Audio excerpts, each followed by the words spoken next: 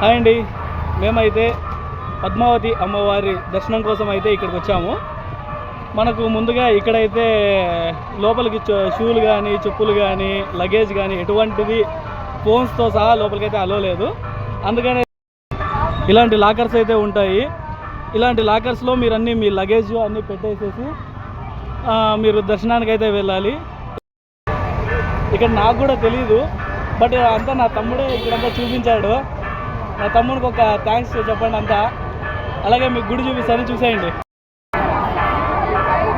ఇలా అయితే దర్శనానికి వెళ్ళాలి. లోపలికైతే ఫోన్ అలో లేదు.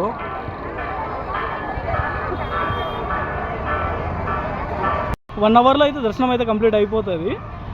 మీరు దర్శనం చేసుకొని బయటకు వచ్చాక ఇక్కడ మీ లగేజ్ తీసుకొని మీరు రిటర్న్ అయితే బయలుదేరు.